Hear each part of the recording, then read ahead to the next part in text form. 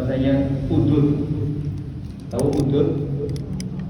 Ibu-ibu nggak paham udud? Udud itu merokok. Ya.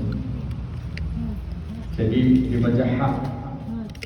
Jam'u hadd, bentuk jamak dari kata hadd. Wa aslul haddi, kata haddun itu aslinya bermakna al-man'u, melarang, mencegah, menghalangi. Wa huwa ma yahjizu baina syai'ain.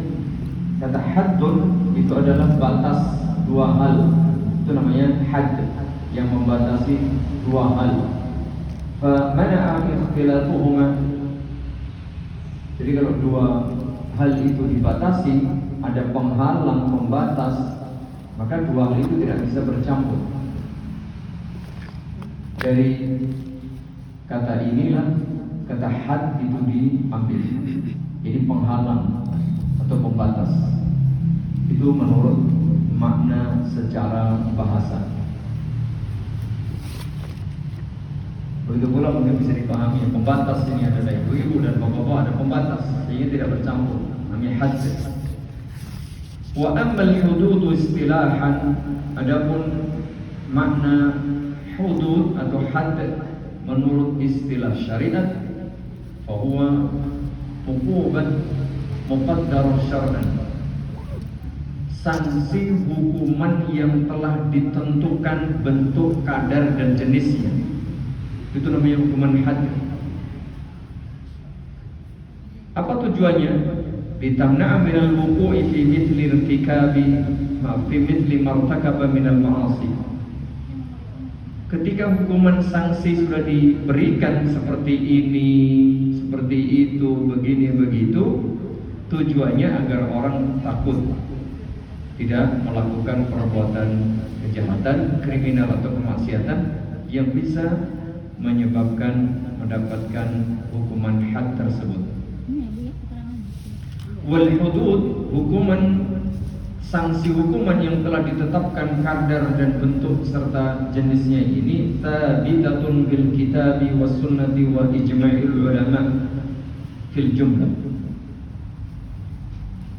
Berdasarkan dalil dari Alkitab, Al-Quranul Karim, was sunnah an-nabawiyah as-sahihah, dan ijma', kesepakatan ulama secara umum.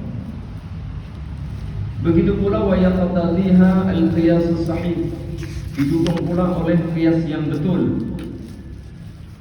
Karena apa? Fahiya jazaa'un liman tahakahu al-'asi min maharimillahi subhanahu wa ta'ala. Karena hukuman had ini sebagai balasan atas perbuatan dosa besar yang melanggar aturan Allah Subhanahu wa ta'ala. Hukuman had ini contohnya misalnya ada orang yang minum khamr nanti dicambuk 80 kali. Misalnya pemuda-pemudi yang berzina belum menikah maka dicambuk 100 kali. Ada orang yang menuduh wanita-wanita mukminah berzina tanpa bisa mendatangkan saksi maka dicambuk 80 kali misalnya. Atau orang yang berzina dengan terbukti maka dihukum rajam. Orang yang membunuh orang Islam dihukum bunuh dan seterusnya. Itu hukuman had.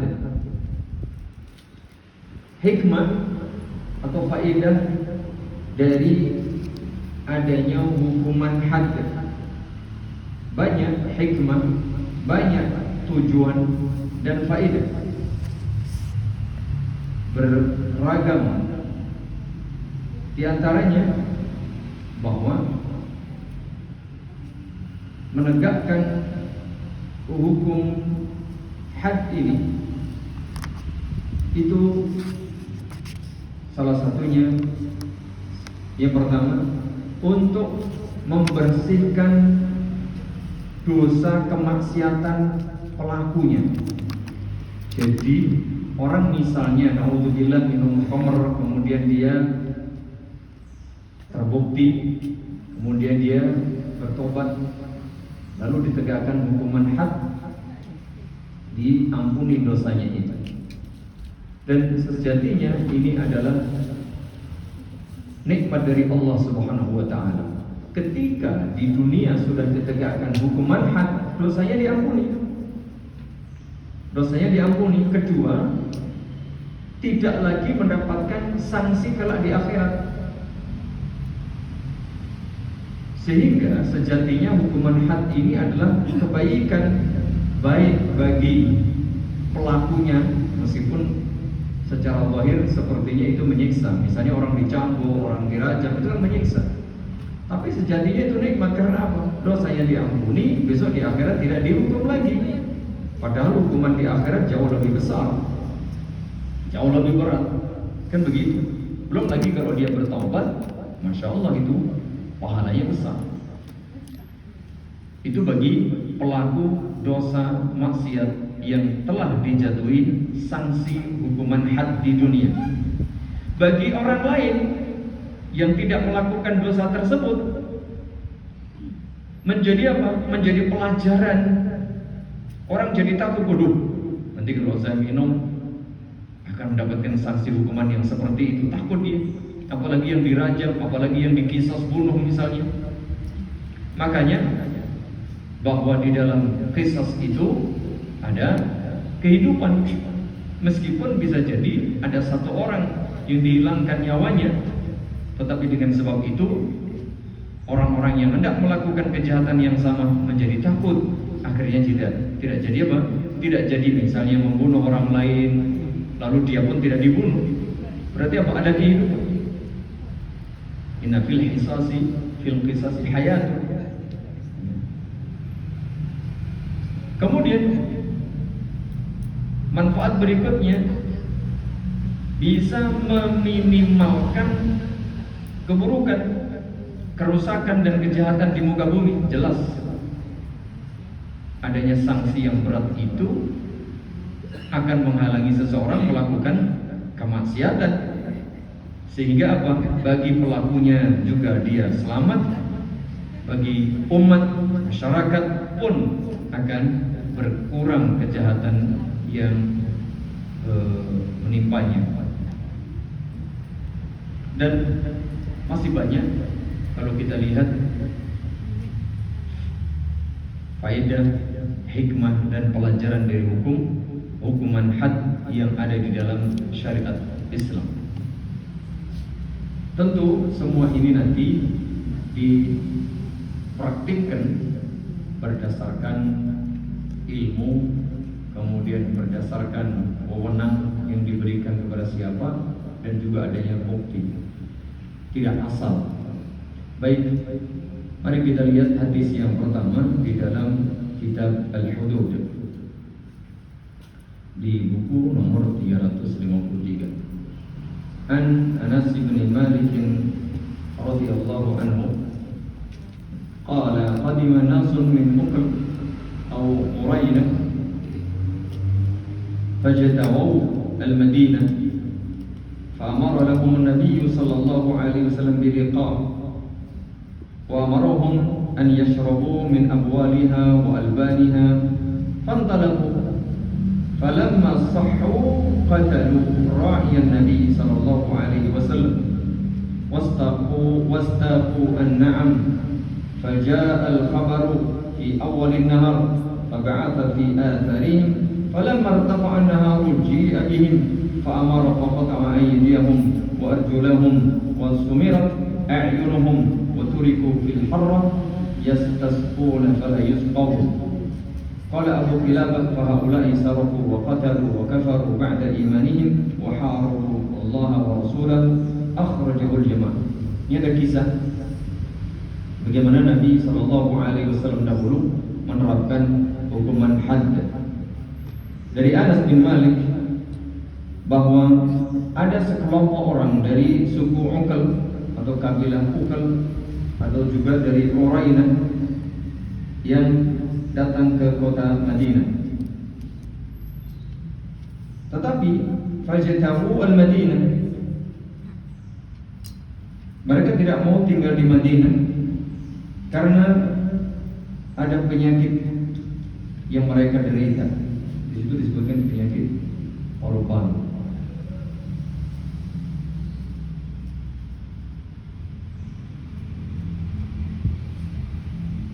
karena mereka tidak suka ya, karena udara yang tidak baik sehingga bisa memperparah penyakit paru-paru. Itu kurang lebih. Kemudian Nabi sallallahu alaihi wasallam fa'amarahum an-nabiyyu bi liqah. Kemudian Nabi memerintah mereka untuk datang ke atau menuju ke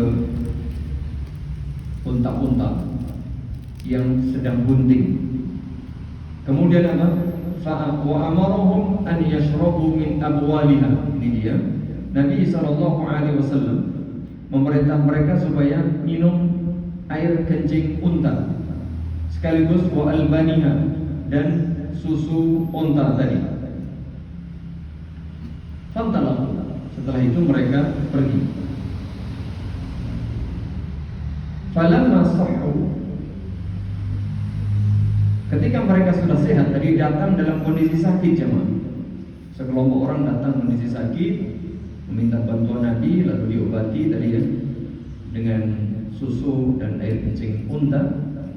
Begitu sehat, ternyata mereka berkhianat, tidak tahu diri. Qatalu ra'yan Nabi sallallahu alaihi wasallam. Setelah mereka minum air kencing dan susu unta, begitu sehat, malah penggembala unta tersebut dibunuh. Mereka tega membunuh penggembala untanya. Kemudian wastaqu an-na'am, setelah membunuh penggembala, lalu unta-unta tadi dibawa pergi alias dicuri. Kan ini pengkhianat, tidak tahu terima kasih. Faja'al khabaru fi awwalin nahar. Kemudian pagi hari berita tersebut sampai kepada Nabi sallallahu alaihi wasallam. Nabi pun memberikan perintah, fab'atha fi athari, supaya mengejar mereka. Falamma irtafa'a an-nahar ji'a bihi. Begitu siang hari mereka ketangkep dan dibawa menghadap Nabi sallallahu alaihi wasallam. Apa kasusnya? Membunuh, mencuri, ya kan? Berarti merampas mereka, merampok. Jelas ya? Membunuh, merampok dan seterusnya. Begitu mereka ketangkap dan dibawa ke hadapan Nabi sallallahu alaihi wasallam, Nabi pun memberikan perintahnya, fa amara bihim faquti'at aydihim. Apa hukumannya? Dipotong tangan mereka. Wa arjuluhum min khilaf, dan dipotong kaki mereka secara bersilang. Kalau kaki tangan, kalau tangan kanan yang dipotong, maka kaki kiri yang dipotong. Bahkan wasummirat a'yunuhum. Kemudian tidak sekedar itu jamaah, ya. Jadi memang ngeri di jamaah. Mata mereka dicongkel jamaah. Dibiarkan tidak, waturiku fil harrah.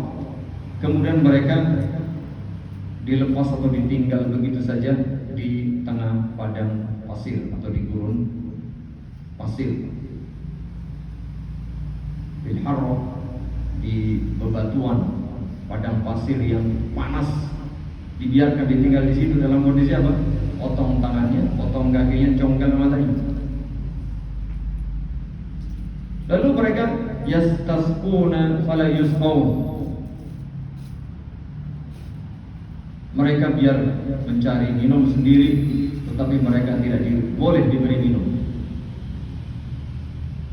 Qala Abu Qilabah menjelaskan mengapa mereka dihukum seperti itu dengan ngeri banget. Fahaulai sarafu. Karena orang-orang tadi, pertama kejahatannya adalah mencuri. Yang kedua, waqatalu, mereka membunuh pengembala. Sudah mencuri, membunuh, berarti kan kejahatannya berlapis, kena pasal berlapis. Wa kafaru ba'da imanihim, bahkan mereka itu murtad. Mereka murtad. Sudah begitu, wa harabullaha wa rasulah, mereka itu memerangi Allah dan Rasul-Nya. Jadi kejahatannya bertumpuk banyak sehingga sanksinya pun berat. Jadi ya begitulah jemaah. Orang kalau berani melakukan kejahatan ya balasannya harus seperti itu. Jadi asalnya mereka itu masuk Islam.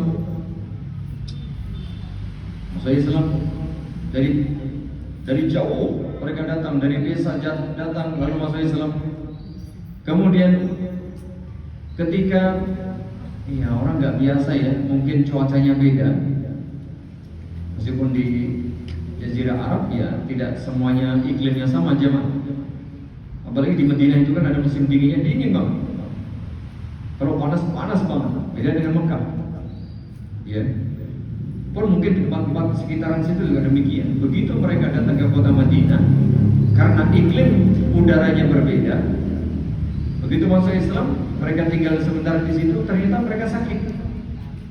Sakit parah tadi, paru-parunya, pernafasannya.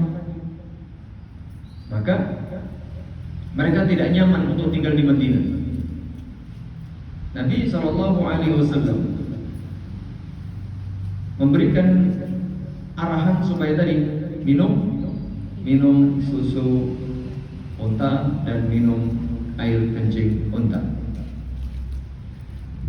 Setelah diterapi, sudah diterapi, dikasih minum, kasih makan, ibaratnya mereka orang datang lalu dimuliakan. Mereka kembali kepada kekafiran. Mereka sehat kembali, ternyata mereka merampas unta, membunuh penggembala, kemudian murtad. Oleh karenanya Nabi SAW memberikan sanksi hukuman yang berat seperti tadi. Dipotong kaki dan tangannya secara bersilang, kemudian dicongkang matanya seperti itu. Ada beberapa faedah dari hadis yang mulia ini.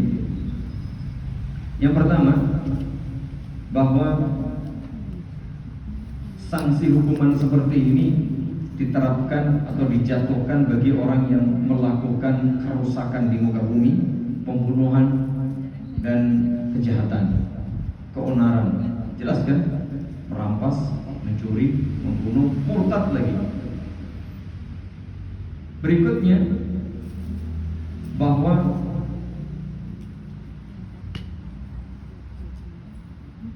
bolehnya berobat, karena di situ diobati oleh Nabi SAW. Begitu pula ada sebab penyakit, misalnya karena perbedaan cuaca dan seterusnya, itu yang bersifat alami, tabii, kemudian juga diobati, tidak dibiarkan begitu, tapi ada upaya, ada sebuah usaha melakukan sebab untuk menjadi sehat. Yang ketiga, air kencing unta itu suci. Air kencing unta itu suci, bahkan itu boleh dijadikan sebagai obat. Dari mana kita tahu bahwa air kencing unta itu suci? Karena boleh diminum. Andaikan itu najis, maka tidak boleh. Ini juga ketika ada air kencing unta, maka tidak najis, sehingga tidak perlu dicuci dalam arti sebagai najis. Kalau mungkin sebagai dianggap kotor atau bau, memang, tapi bukan sebagai najis. Begitu pula nanti kalau kita bicara tentang barang-barang yang najis, bahkan dulu sudah kita bahas di depan, semua hewan yang halal dimakan, ada ayam, ada kambing, sapi, kerbau, unta, maka kotorannya adalah suci, bukan najis, termasuk air kencingnya. Misalnya mohon maaf ada kotoran ayam, maka itu bukan najis. Kotoran kambing, sapi, kerbau dan seterusnya. Kencingnya, kencing kambing bukan najis, perkara dia bau, mungkin bikin kotor baju baju itu urusan lain ya, tapi tidak najis. Andaikan baju badan kita terkena kencing sapi atau kambing, maka tidak dicuci pun boleh digunakan untuk sholat, sehingga kita diperkenankan untuk menggunakannya. Termasuk ini air kencing unta, bahkan bisa menjadi obat. Berikutnya, an Ubaidillah ibn Abdullah ibn Utbah ibn Mas'ud an Abi Hurairah radhiyallahu wa Yazid ibn Khalid al-Juhani radhiyallahu anhuma annahuma qala inna rajulan min al-a'rabi ata Rasulullah sallallahu alaihi wasallam faqala ya Rasulullah anshuduka Allah illa qadaita bainana bi kitabillah faqala al-khasm al-akhar wa huwa afqahu minhu na'am faqdi bainana bi kitabillah wa'dhan li faqala Rasulullah qul. Suatu kali ada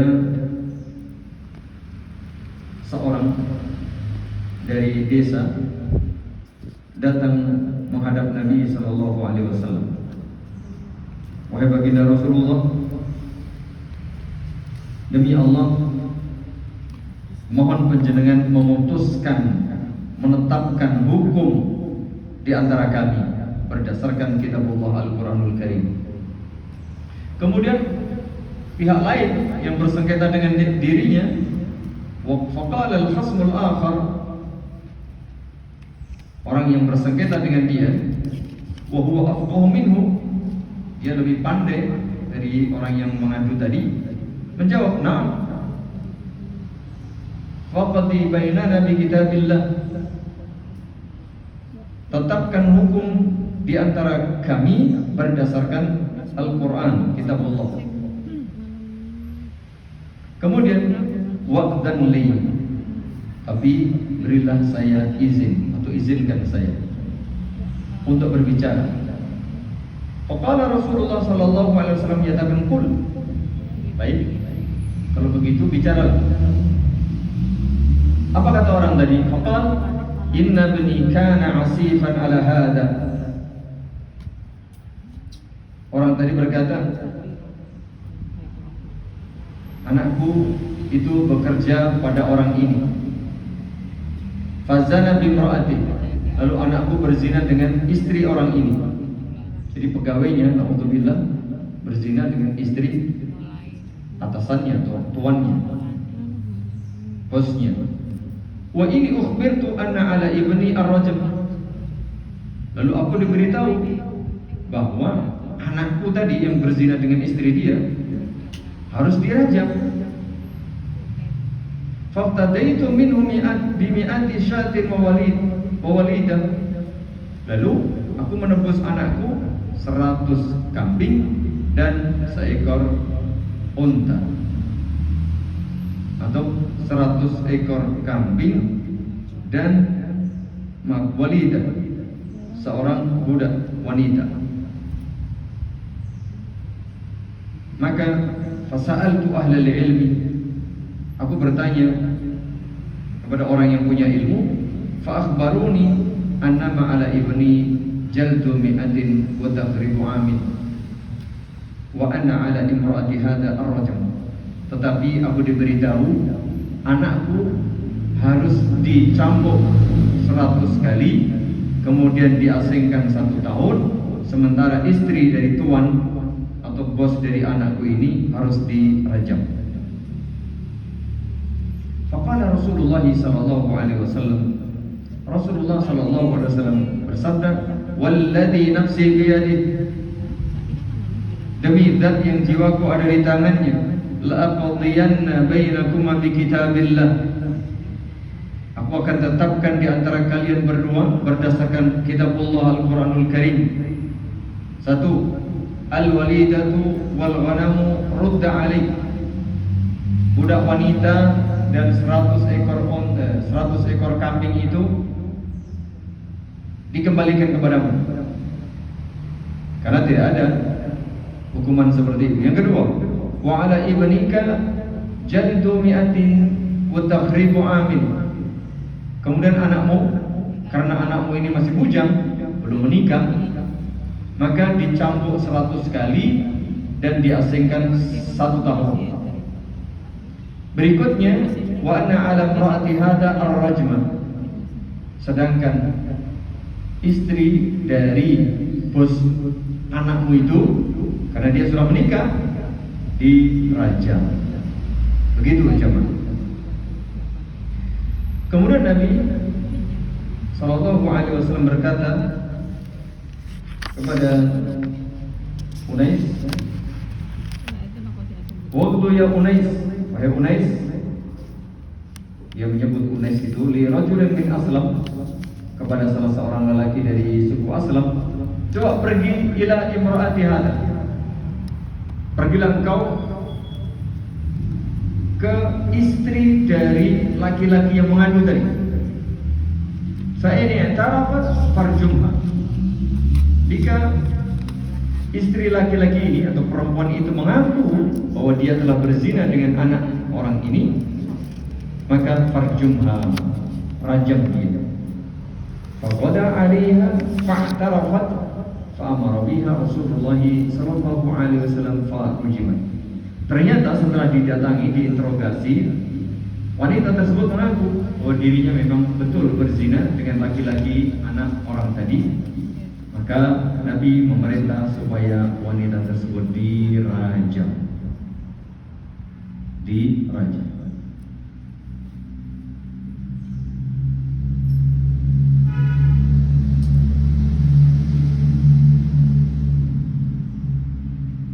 Beberapa faedah yang bisa kita ambil dari hadis yang mulia ini. Yang pertama, bahwa had atau hukuman had bagi orang yang sudah muhsan itu sudah menikah secara sah, maka hukumannya adalah rajam. Apa itu rajam? Dilempar batu sampai mati. Dirajam itu adalah hukuman dengan lemparan batu sampai mati.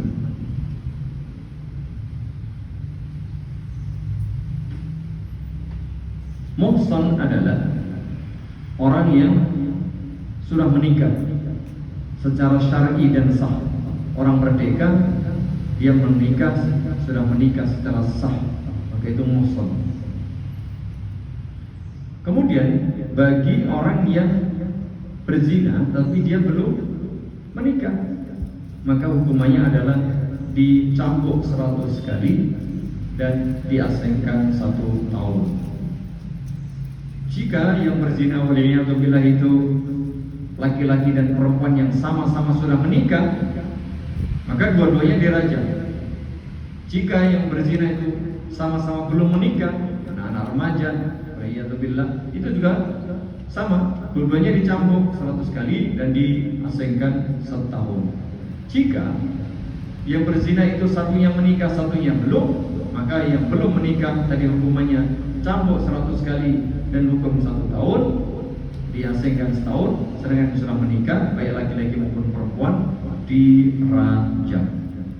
Nauzubillahi min dzalik.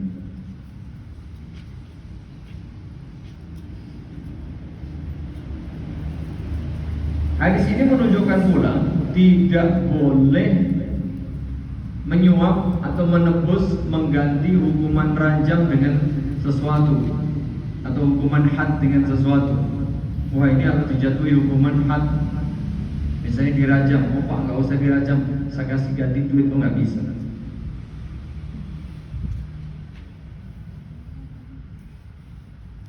Berikutnya,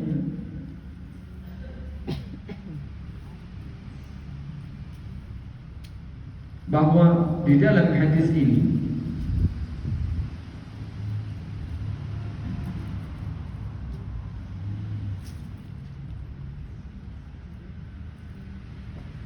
kata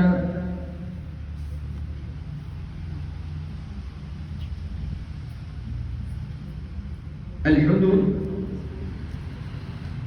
atau pelaksanaan hukuman had itu dikembalikan kepada pemimpin tertinggi. Jadi tidak sembarang orang boleh menerapkan hukuman had. Jadi kampung ada orang berzina, naudzubillah misalnya, lalu Pak RT tetapkan, tidak bisa. Harus dikembalikan kepada pemerintah, dalam hal ini pemerintah pusat. Nanti pemerintah pusat atau pemimpin tertinggi ini baru yang melaksanakan, bisa langsung bisa mewakilkan kepada anak buahnya yang ada di wilayah tersebut misalnya. Jadi tidak sembarangan menetapkan hukuman had ini. Betul-betul bukan wewenang sembarang orang. Jadi harus dikembalikan kepada pemerintah.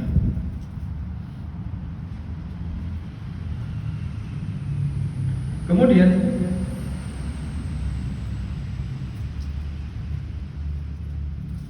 mengapa orang yang berzina itu dihukum ranjang, dilempari batu seluruh tubuhnya? Karena kata Imam Ibnul Qayyim rahimahullahu ta'ala, hikmahnya adalah ketika orang berbuat zina,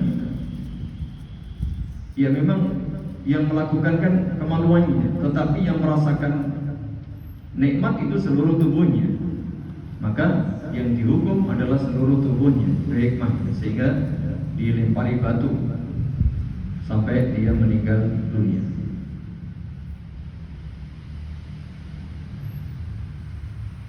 Kemudian hikmahnya, mengapa orang yang sudah menikah kok dirajam sampai mati, sementara yang belum menikah cuma dicampur lalu dibuang setahun? Karena orang yang menikah kan sudah bisa dia bersenang-senang dengan pasangannya, mengapa dia harus berzina? Kan begitu. Kemudian dia sudah punya istri, punya suami, mengapa masih berzina?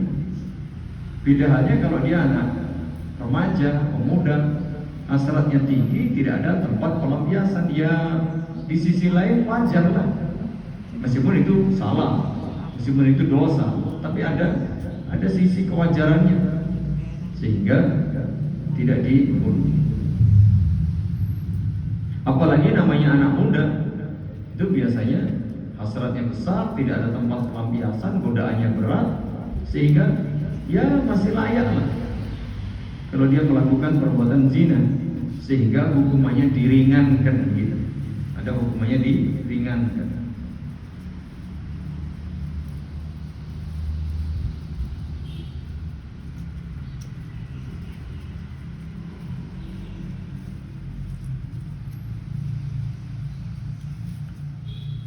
Begitu kurang lebih terkait dengan hadis yang kedua. Hadis yang ketiga,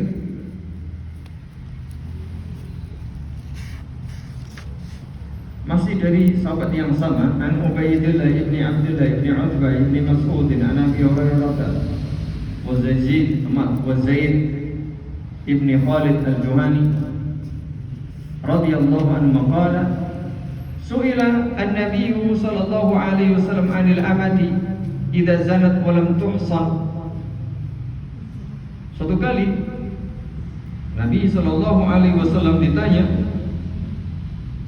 tentang budak al-amah, budak wanita, jika dia berzina dalam keadaan dia belum menikah memang. Jadi ada budak belum menikah, budak perempuan belum menikah tapi dia berzina.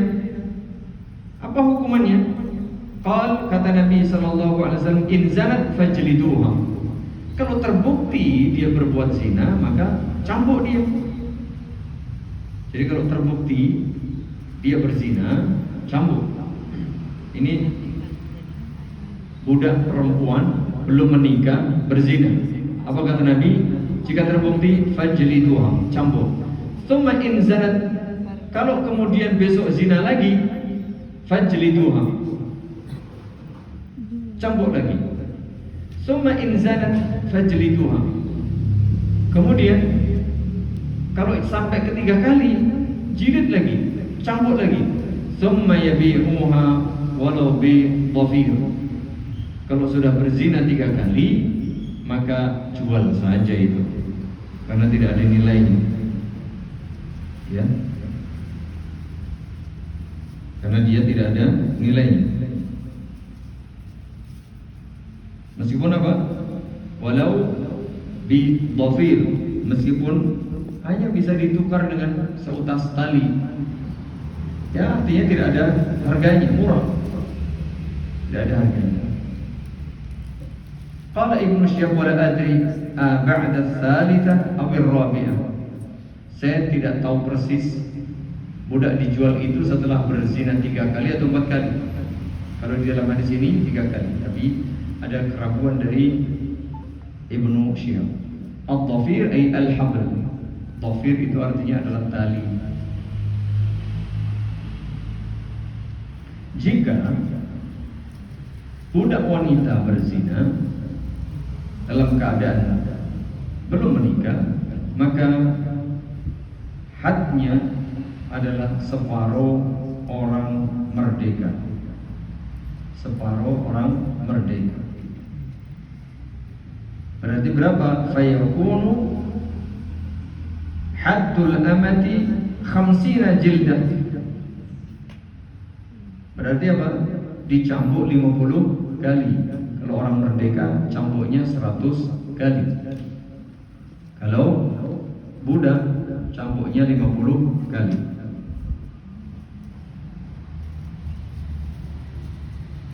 Kemudian jika budak tersebut mengulang kembali sampai 3 kali, maka ya sudah, berarti diarahkan tidak mau, dididik tidak mau, ya sudah. Berarti apa? Jual saja meskipun dengan harga yang amat sangat murah. Ini merupakan mazhab dari jumhur ulama. Jumhur ulama.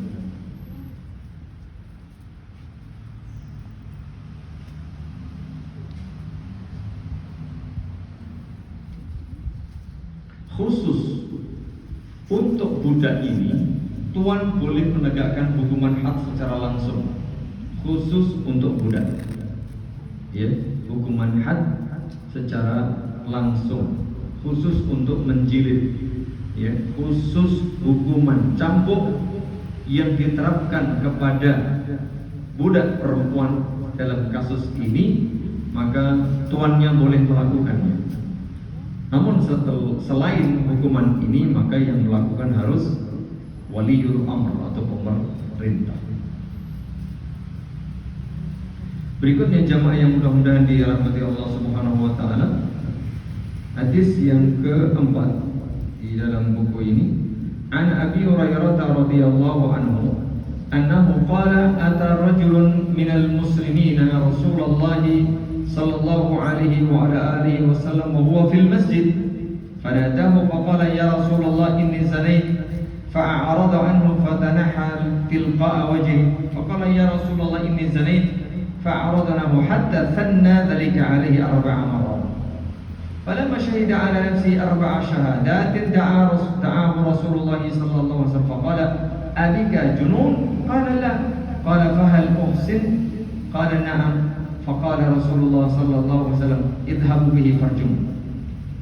Suatu kali ada seorang datang menghadap Nabi, seorang dari kalangan kaum muslimin, berarti orang muslim, datang menghadap Nabi sallallahu alaihi wasallam saat beliau berada di masjid. Kantor Nabi sallallahu alaihi wasallam itu di masjid. Pada tahu, kemudian Nabi sallallahu alaihi wasallam memanggilnya. Atau orang itu yang memanggil Nabi, ya Rasulullah, wahai baginda Rasulullah, ini zanait. Orang tadi mengaku bahwa dirinya berzina. Fa'arada anhu, atas pengakuan orang tadi Nabi cuek. Nabi enggak merespon ya pengakuan orang tadi.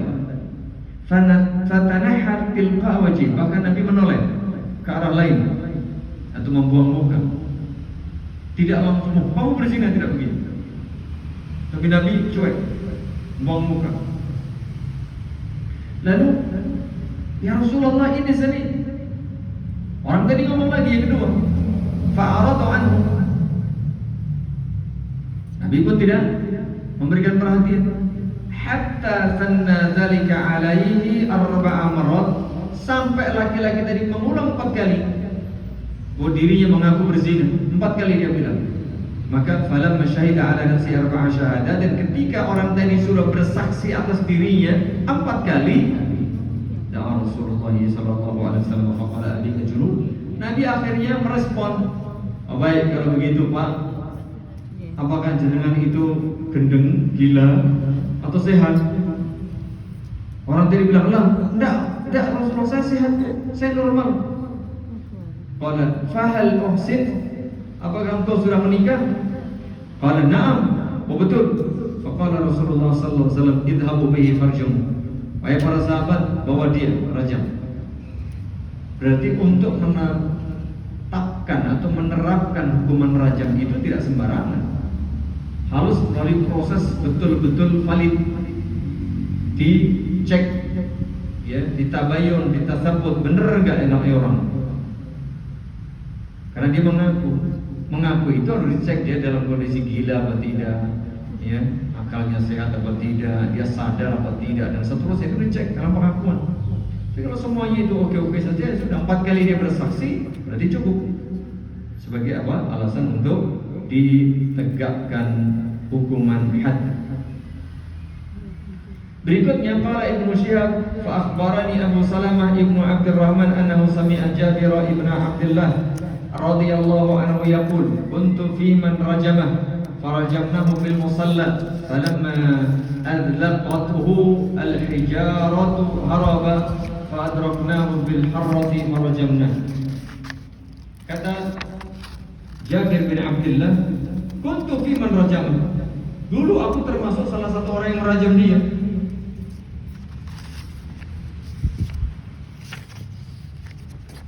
Kemudian farajamnahu bil musalla, kami merajam dia di musalla. Musalla itu bukan masjid ya, musalla itu adalah tanah lapang yang dahulu biasa digunakan oleh Nabi sallallahu alaihi wasallam misalnya untuk menyolatkan jenazah, salat Id, Idul Fitri maupun Idul Adha, sembelih kurban, termasuk di sini menegakkan hukuman had. Lalu falamma adlaqathu al-hijarah harab, kemudian tatkala lemparan-lemparan batu itu terasa, ya namanya orang dilempar batu mesti sakit, dia lari, tunggang langgang dia melarikan diri. Fa'adraknahu, tapi namanya juga di situ banyak sahabat, banyak orang, kejarlah, kemudian tertangkap kembali, lalu lanjut farajamna, lanjut untuk di rajam lagi. Ar-rajul huwa Ma'iz ibnu Malik, laki-laki tadi adalah Ma'iz ibnu Malik. Warawa qissatahu Jabir ibnu Samurah wa Abdullah ibnu Abbas wa Abu Sa'id al-Khudri wa Buraidah bin al-Husayb al-Aslami dan yang lainnya.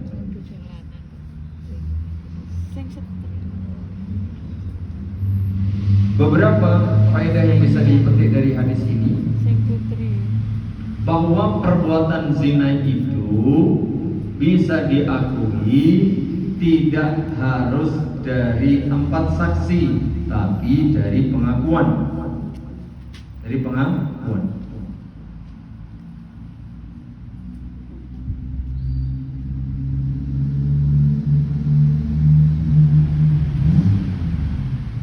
Yang jelas harus ada pengakuan, ya, pengakuan dari pelakunya dalam keadaan sehat, normal, dan tidak ada paksaan, maka itu diterima.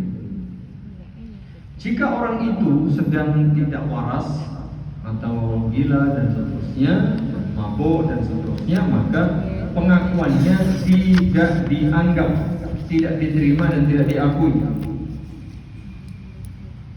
Kemudian orang yang hendak menetapkan hukum, memutuskan perkara, harus betul-betul mencari bukti yang benar. Tidak asal mendengar satu pihak, langsung tetap tidak.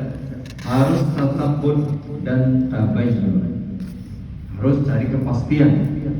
Ya, harus cari bukti betul-betul ini bersalah. Tidak boleh hanya mendengar satu pihak lalu menetapkan hukum, tidak. Harus digodok, harus betul-betul dicermati.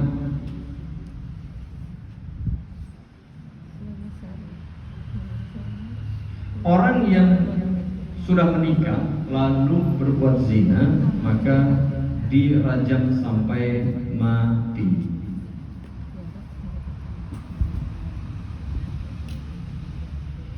Dalam menerapkan hukuman had ini atau hukuman rajam ini, pemimpin tidak harus hadir langsung, meskipun lebih utama demikian.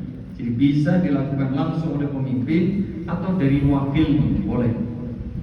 Ya kalau di negara kita ya mungkin Pak Prabowo misalnya sebagai presiden mau menerapkan hukum, dia serahkan kepada wakilnya siapa? Ya ada hakim di situ. Mungkin masing-masing juga berbeda. Ada di pusat, di provinsi, di kabupaten beda-beda pengadilan itu sesuai ya wilayah masing-masing. Kemudian bolehnya menegakkan hukuman had itu di musalla, dari musalla yang biasa dipakai untuk salat id, salat jenazah, sembelih korban, ya, macam-macam itu boleh.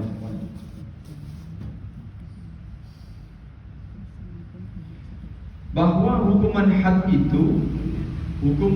itu sebagai kafarah, sebagai penebus dosa perbuatan maksiat yang dilakukan.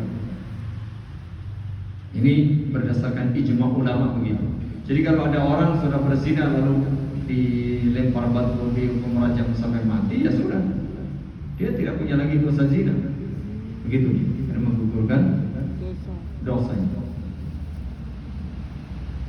Ada disebutkan hadis, "Faman fa'ala syai'an min dzalika fa'uqiba bihi fid dunya fa huwa kafaratu." Jika ada orang melakukan kemaksiatan lalu diterapkan hukuman had di dunia ini, maka itu sejatinya adalah kafarah. Sehingga kalau ada orang naudzubillah misalnya mencuri, kemudian minum khamr, berzina, tidak ketahuan, aman-aman saja di dunia, oh di akhirat berat itu. Atau di dunia hukumannya tidak sampai seperti hukuman had, maka kelak pada hari kiamat dia akan dihukum dengan yang setimpal, bahkan bisa lebih berat.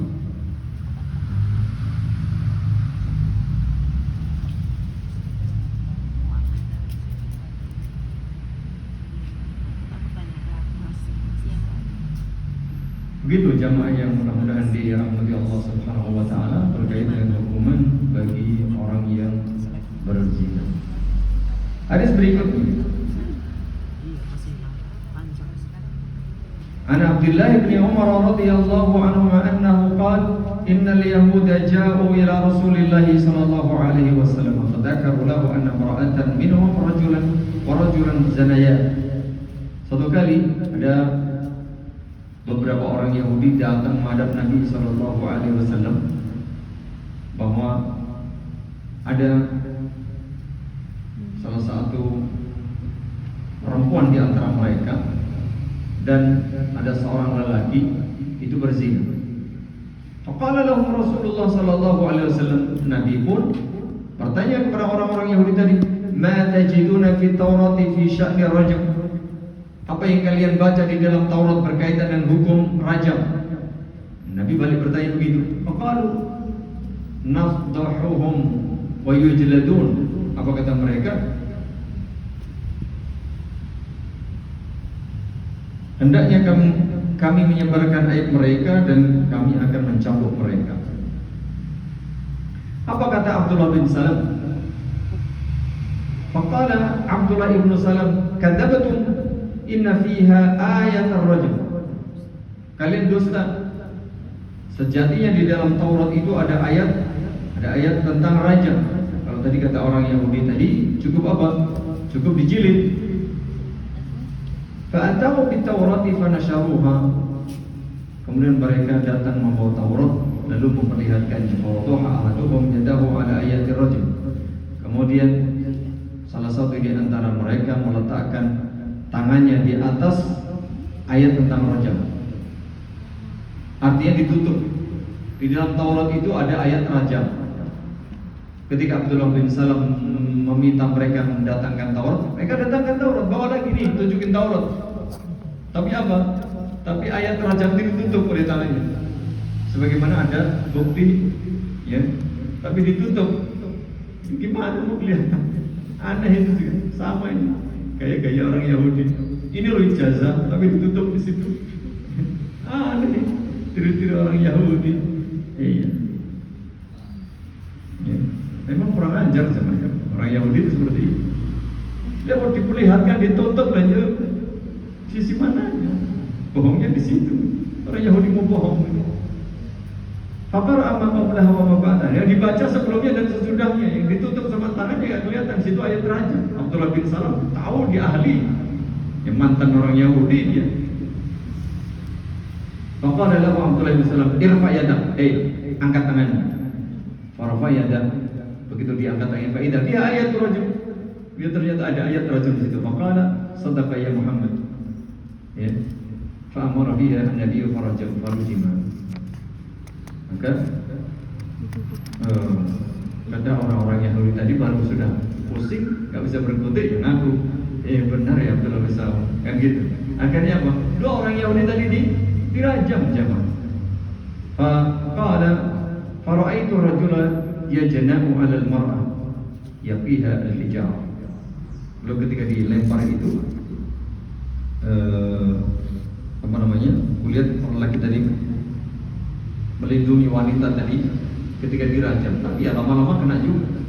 Begitu dia. Qala radhiyallahu anhu alladhi wada'a yadahu 'ala ayatin huwa Abdullah ibn Suri. Orang Yahudi yang meletakkan tangannya di atas ayat rajam atau menutupi itu namanya Abdullah bin Suri. Namanya bagus ya, Abdullah. Ya gitu. Jadi Masya Allah. Artinya jemaah, kebohongan itu pasti akan terungkap cepat atau lambat. Sebagaimana dalam hadis. Beberapa faedah yang bisa dipetik dari hadis yang mulia ini.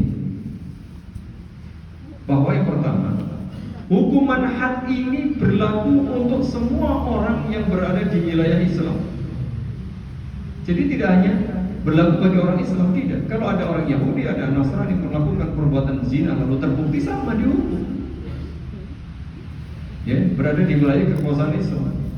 Karena hukum Islam itu berlaku baik bagi umat Islam maupun non Muslim. Berlaku jemaah. Mencuri ya benar. Begitu.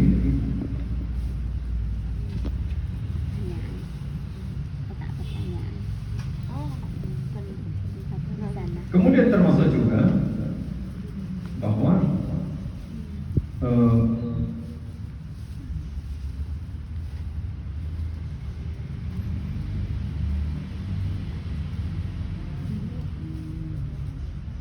syarat muhsan tadi. Muhsan itu orang yang sudah menikah secara resmi. Tadi kan orang Yahudi.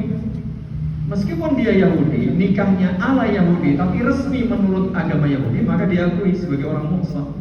Berarti dia tetap dirajam. Jadi begitu ya. Di pernikahan itu, misalnya ada pernikahan ala Yahudi, ala Nasrani, dia sah. Lalu orang itu berzina, ya tetap kena dia. Dia tetap kena dihukum rajam. Meskipun pernikahannya model agama mereka, tapi diakui ya, seperti itu.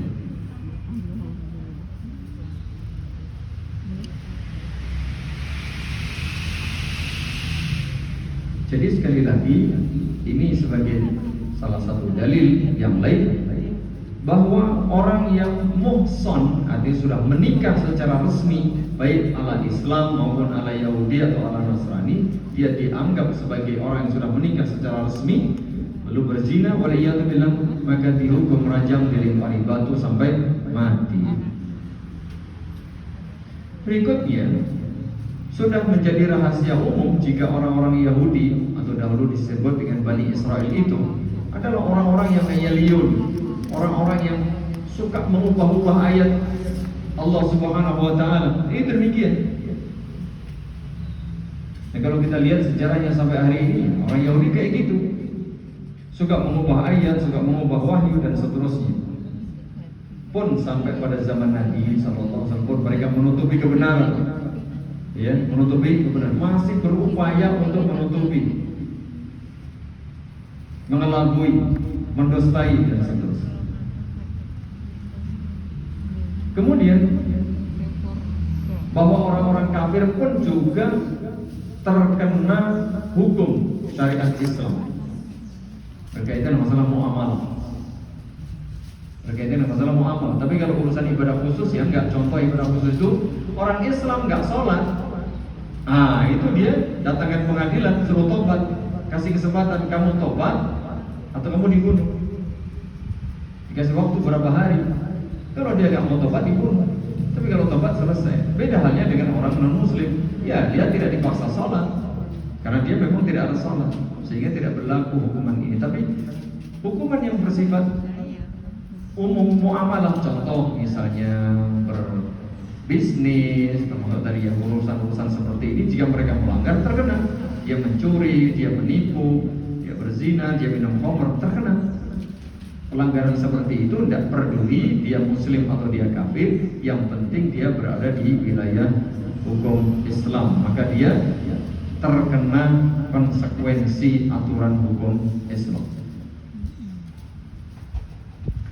Hadis berikutnya an Abi Hurairah radhiyallahu anhu anna Rasulullah sallallahu alaihi wa alihi wasallam qala law anna rajulan aw qala imra'an ittala'a 'alayka bi ghairi idhnik fa hadaqtahu bi hasadin fa faqata 'ainahu ma kana 'alayka junah.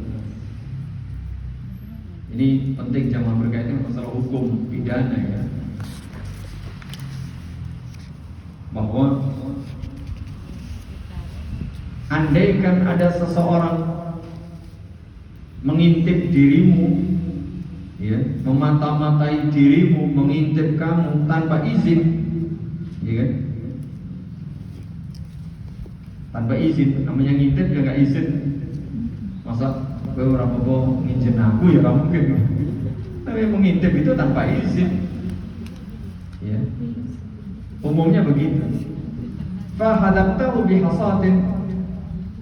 Kemudian jika engkau mengetahuinya, lalu kau lempar batu sampai matanya mungkin copot atau lepas, faqata 'ainah maka na'alaika junah, maka engkau tidak berdosa. Artinya engkau tidak terkena ancaman sanksi. Ini menurut syariat Islam. Tapi kalau di negeri kita ini kena kita, ya, kita kena. Orang kita membela diri aja kita kena, apalagi seperti ini. Ya, apalagi seperti ini. Yang pertama, tahrimul ittila' ala ahwalin nasi fi manazilihim wan nadhari ilaihim wal istima'i ila kalamihim. Larangan nguping di ranah privasi orang lain. Contoh, orang lain punya rumah, lalu kita nguping di situ, omongan dia nggak boleh. Lalu kita nginjem di rumahnya, nggak boleh.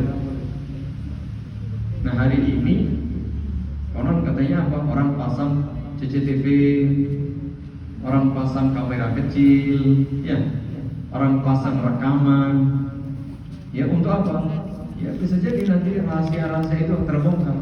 Omongan-omongan pribadi kemudian disebar. Kalau kamu nggak pengen tak sebar aibmu nih bayar. Kan gitu, cari duit gampang. Hati-hati, nggak boleh seperti itu. Dan sepertinya kalau hari ini kejahatan-kejahatan seperti itu luar biasa. Nggak boleh. Dan ini ada kasus ya Mas. Jadi kalau saya sampaikan, jadi mungkin kalau cuma tidak saya sampaikan secara vulgar. Kalau saya sampaikan jangan kan kaget, judul, mungkin lompat mungkin iya. Di kalangan orang yang sudah ngaji kayak gitu ya Pak. Mohon maaf, urusan ranjang ada yang rekam kok. Itu orang lain yang rekam dan disebar. Tapi nggak saya sampaikan. Saya nggak dengar, cuma saya dapat info valid. Karena kayak gitu saya nggak mau dengar. Ada itu. Ada. Ya, nggak jauh. Karena apa? Orang lain penasaran, rumahnya kan kadang-kadang rumah itu mepet gitu. Makanya hati-hati ibu-ibu kalau di perumahan, beli perumahan yang betul-betul atasnya itu jelas. Jangan temboknya hanya satu dibagi dua, itu bahaya.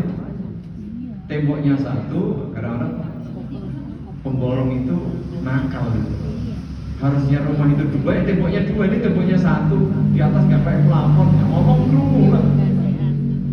Termasuk kalau penjaringan bikin kos-kosan, itu juga harus rapat jangan. Iya. Apalagi cuma gede, wah, sudah mingkem aja kerumuh. Mohon maaf, kentut gak bunyi aja terus gitu kerumuh. Jadi tolong ya, kalau kita bikin kos-kosan yang betul-betul rapat, apalagi perumahan, itu kasus terjadi, direkam, suara direkam orang lagi berhubungan suami istri. Itu di kalangan ikhwan dan akhwat, di kalangan konon katanya mengaji, salafiyun, salafiyah, terjadi, dan itu belum lama.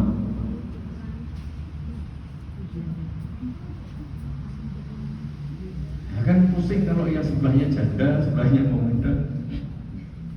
Itu terjadi, ya. Mungkin sebagian, mungkin di medsos, mungkin ya, di BU jalan lah.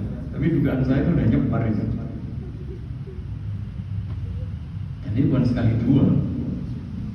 Karena memang apa? Kadang kondisi perumahan yang padat, ya kan? Lalu desain rumah yang ya gimana lagi? Karena kondisi tapi kadang-kadang kita sendiri tidak bisa menjaga. Begitulah syaitan. Hati-hati ya. Ini terjadi. Waliyadzubillah. Maka ibu-ibu ya, itu yang rapat, apa-apa itu yang rapat.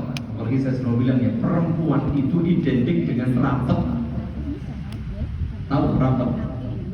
Obat rapat ya perempuan. Karena betul begitu. Mohon maaf ibu-ibu, saya selalu bilang kalau keluar rumah ya pakai celana panjang, ya pakai itu. Meskipun sudah pakai rok, bajunya sampai bawah iya, tapi nanti kalau kesingkat, ya kan? Lu ini ada kasus, ya bukan saya tahu tapi bukan saya. Ya melihat, ya kalau perempuan naik motor jatuh gimana? Jengkang itu belah gimana? Ya, hanya orang pergi itu terjadi zaman. Ya, yang cerita itu yang melihat kok. Itu penting ya, rapat itu. Maka saya selalu bilang ya, perempuan dan mohon maaf, wanita yang pakai jilbab besar, pakai pakaian syar'i itu jadi penasaran orang. Jangan dikira jenengan aman loh ya. Itu justru orang-orang di luar sana itu penasaran. Kalau lihat, mohon maaf ya, lihat ibu-ibu pakai baju bayi itu sudah umum, ya, itu sudah mungkin, mohon maaf, harus kayak gitu, nggak begitu menarik. Kadang-kadang mereka apa? Penasaran kepada yang ditutup. Makanya ibu-ibu demikian ya, ini penting. Dan hukum Islam seperti ini, hukum Islam. Kemudian orang yang mengintip tadi itu boleh, misalnya kita lempar, kita apa, ya betul-betul loh kalau terbukti dia ngintip. Nah ngintip zaman sekarang ya pakai kamera kan, dan seterusnya maka itu bisa, ya kalau kita melakukan sesuatu kemudian mencelakai, melukai mereka, kita tidak terkena hukum. Ada kalau kita wabih sekarang, ya. Kemudian, bahkan jika dia tusuk, dia lempar, lalu matanya terluka, bahkan tercongkel, maka yang menusuk, melempar itu tidak berdosa dan tidak terkena kisos. Karena kemarin kalau mencongkel mata, dia congkel matanya juga kan? Tapi dalam kasus ini beda, karena dia apa? Dia melakukan kejahatan, tajassus, memata-matai, mengintip. Baik itu urusan pribadi, apalagi mengintip urusan rahasia negara, kena itu. Spion, mata-mata, spionase itu ya hukumnya bunuh. Karena apa? Mengintip rahasia negara. Mau rahasia pribadi aja nggak boleh. Itu. Ini perlu diperhatikan berkaitan dengan masalah hukum dan hukuman had. Ini hati-hati jemaah, hukuman had. Jemaah yang mudah-mudahan dirahmati Allah Subhanahu wa taala. Berikutnya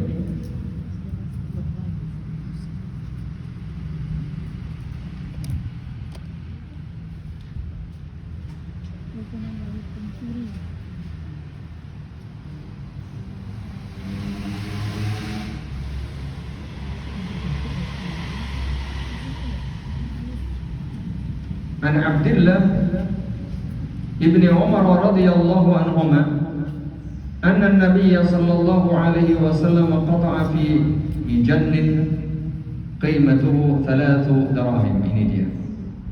Ini kasus hukuman had bagi pencuri. Abdullah bin Umar radhiyallahu anhu menjelaskan bahwa Nabi pernah memotong tangan pencuri yang mengambil barang seharga 3 dirham. Jadi itulah kadar nisab minimal barang curian itu 3 dirham. Tapi kalau cuma mencuri 1 permen ya, jangan dibuat. Kecuali permen emas, nah ya beda. Ya, jadi kalau 1 permen berapa harganya? Tapi kalau barang yang dicuri itu barang bernilai, berharga, minimal berapa? 3 dirham, maka baru terkena hukuman had, yaitu dipotong tangan. Nah, hukum potong tangan ini bukan hanya berdasarkan hadis, tapi berdasarkan ayat Al-Quranul Karim dan juga ijma'. Ada hadis, ada ijma', ada Al-Quranul Karim. Kalau di dalam Al-Quran, was-sariqu was-sariqatu faqta'u aydiyahuma jazaa'an bima kasaba nakalan minallah, kan gitu ya. Wallahu azizun hakim. Itu dia. Maka pencuri baik lelaki maupun perempuan, maka potong tangannya sebagai balasan atas perbuatan mereka. Dan ini adalah sebuah hukum ketetapan dari Allah. Sungguh Allah Maha Perkasa lagi Maha Bijaksana. Jadi jangan sampai kemudian nanti orang salah paham, menuduh, memfitnah. Hukum Islam itu kejam, sangar, mengerikan. Ya dalam pelaksanaannya memang ya sangar lah. Orang dibunuh, orang dipotong, kan ngeri itu. Tapi sejatinya di dalam hukuman qisas itu ada kehidupan. Kehidupan hati, kehidupan nyawa, kehidupan sesungguhnya dan keamanan. Karena apa? Jika ada 1-2 kasus lalu ditegakkan hukuman had, maka akan menjadi sebab orang takut, sehingga tidak akan ada lagi pencurian, tidak ada lagi pembunuhan, sehingga aman. Begitu. Begitu pula ijma' ulama. Ada kias juga sebenarnya. Jadi seperti itu. Jika hukuman had ini tidak ditetapkan, tidak diterapkan, apa yang terjadi? Ya sudah. Ya. Di tengah-tengah umat ini ya kacau balau, bebas membunuh, bebas mencuri, bebas melukai, bebas, ya semuanya bebas kan? Karena tidak ada kepastian hukum, atau ada hukum tapi tidak tegas, begitu. Apalagi ya kejam ke bawah, tumpul ke atas. Ya. Repot lagi, bolak-balik wong cilik sing dadi korban. Itu. Berikutnya Aisyah radhiyallahu anha annaha sami'at Rasulullah sallallahu alaihi wasallam yaqul tuqta'ul yadu fi rubu'i dinarin fasa'idan. Ini kata Aisyah radhiyallahu anha tadi dalam hadis Abdullah bin Umar itu 3 dirham. Nah, di dalam hadis Aisyah itu ada 1/4 dinar. Orang yang mencuri minimal 1/4 dinar itu terkena ancaman sanksi hukum potong tangan. Potong tangan. Nah, sekarang kalau tadi kan 1/4 dinar atau 3 dirham. Nanti silakan dikonversi ya, seberapa itu kalau hari ini. Berikutnya yang dipotong itu tangan. tangan itu sampai diugel-ugel ini, bukan sampai di siku, apalagi sampai lengan atas, enggak, sampai di apa ini pergelangan tangan, namanya tang. Ini dipotong di sini. Ini kalau zaman sekarang dipotong ya mudah, dengan kedokteran modern dimutilasi, ya udah aman. Habis itu diobati, cepat selesai. Kemudian yang dipotong itu ya lagi-lagi momen perempuan dari dalam surah Al-Maidah, wasariqu wasariqatu faqta'u aydiyahum.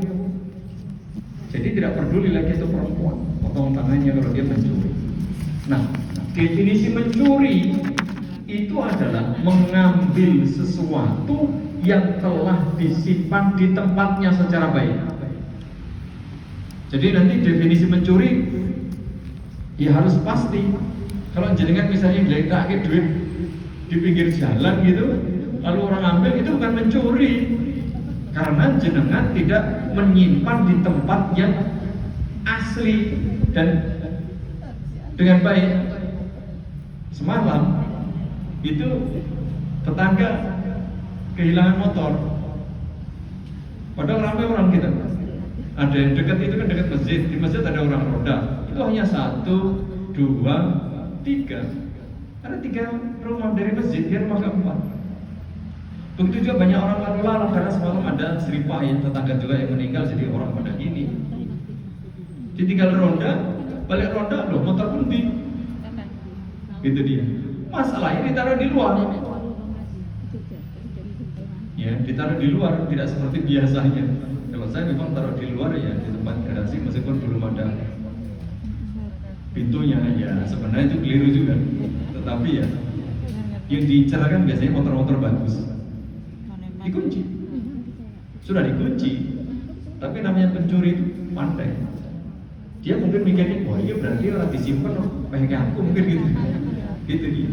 Qadarullah, di situ ada pas sebelah pojok rumah, satu di rumah, ini rumah, pojok di sini ada CCTV. Tapi qadarullah, CCTV itu sudah beberapa waktu itu tidak aktif. Mengapa? Karena pakai cahaya matahari. Sekarang sering hujan.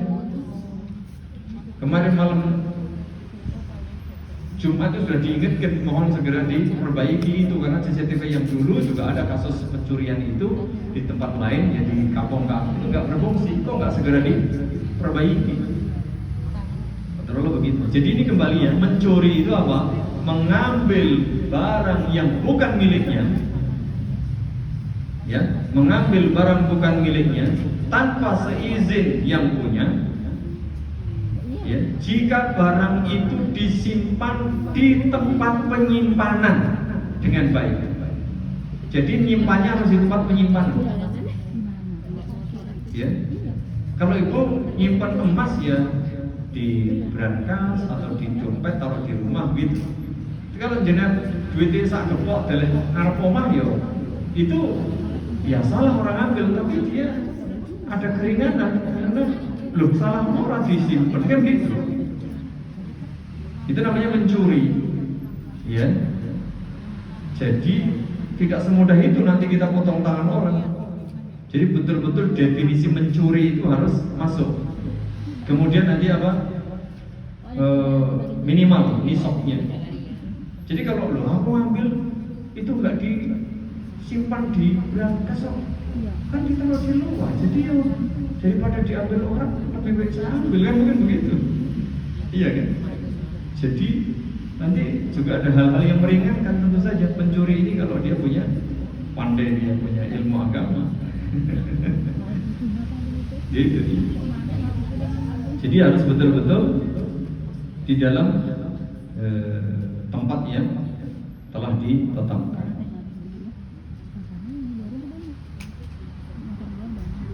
Jadi min hirzihi ala wajhi al-ikhtifa. Bukan ghasab. Nanti ada orang ghasab itu beda. Ghasab mengambil sesuatu yang tidak disimpan di tempatnya, mungkin itu ghasab. Tapi kalau mencuri betul-betul misalnya kita sudah taruh di dompet, taruh di laci, dikunci, mesti dibongkar, nah itu dia mencuri. Mencuri.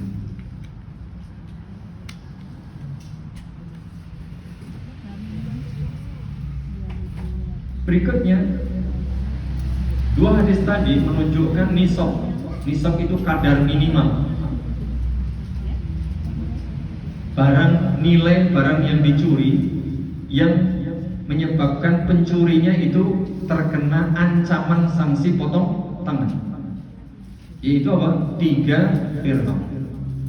3 dirham atau 1/4 dinar.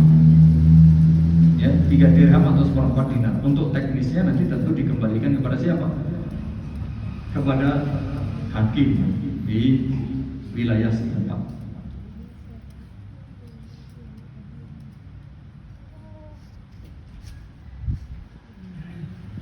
Sekali lagi tadi bahwa salah satu syarat pencuri itu layak dipotong tangan atau terkena ancaman potong tangan jika barang yang diambil tadi selain minimal 1 nisab juga disimpan di tempatnya yang betul, ya, di tempatnya yang asli. Nah, tempat penyimpanan ini juga beda-beda sesuai dengan barang yang disimpan kan begitu.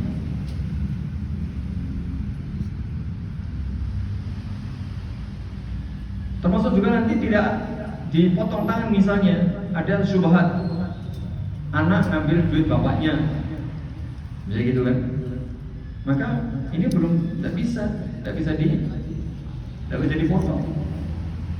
Begitu pula orang miskin, ya, mencuri karena dia ingin makan, tidak ada makanan kecuali dia mencuri, sekedar bisa gitu ya, seperti itu. Dan hal-hal lain nanti tidak semudah yang kita bayangkan. Jadi betul-betul nanti harus ada proses pengadilan, pembuktian memenuhi syarat apa tidak bahwa orang itu dipotong tangan. Jadi Islam luar biasa jemaah. Semua hukum ini sesungguhnya dalam rangka apa? Untuk menjaga keamanan, menjaga hak, menjaga ketentraman. Di sisi lain, Islam juga tidak semudah itu untuk menerapkan hukuman. Detil sekali. Jangan seperti sebagian kasus yang terjadi, nyolong pitik, nyolong dok, atau nyolong buah, lalu dipukuli, dimasak sampai mati. Ini tidak boleh. Ini adalah fawdha, ini keributan, ini kekacauan. Ya, ibarat hukum riba. Gak ada. Islam betul-betul harus dengan ilmu, bukti, dan dalam rangka beribadah. Bukan karena kedengkian, bukan karena dendam, bukan karena kebencian, tapi karena apa? Karena ibadah. Karena ibadah. Sehingga simpulannya jamaah, hukum Islam termasuk hukum had ini amat sangat mulia, amat sangat istimewa. Bahkan ini rahmat dan nikmat bagi seluruh umat. Termasuk tadi pelaku pencuri pun kalau dipotong tangannya, dia gugur dosanya.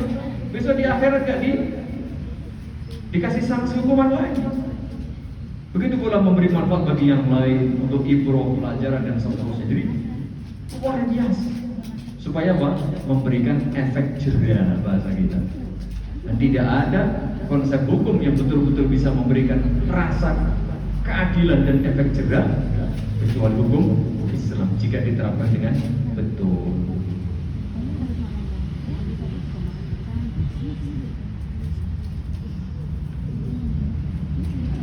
Itu Allahu ta'ala a'lam bishawab. Berkaitan dengan hukum bagi pencuri, sementara sampai di sini. Tadi masih ada beberapa, nanti juga minuman keras dan seterusnya. Maka kita cukupkan sampai di sini. Sudah hampir 10:30. Semoga bermanfaat. Lebih kurangnya mohon maaf. Jadi kita baca ibu-ibu, bapak-bapak, hadis-hadis dari Nabi SAW sebagai tambahan wawasan, tambahan pengetahuan. Meskipun dalam praktik sepertinya ya nggak tahu, tidak akan bisa melihat nggak di negeri kita ini penerapan hukum-hukum. Jadi ilmu syariat itu tidak mesti semuanya bisa kita terapkan, karena yang berwenang itu tidak sembarang orang.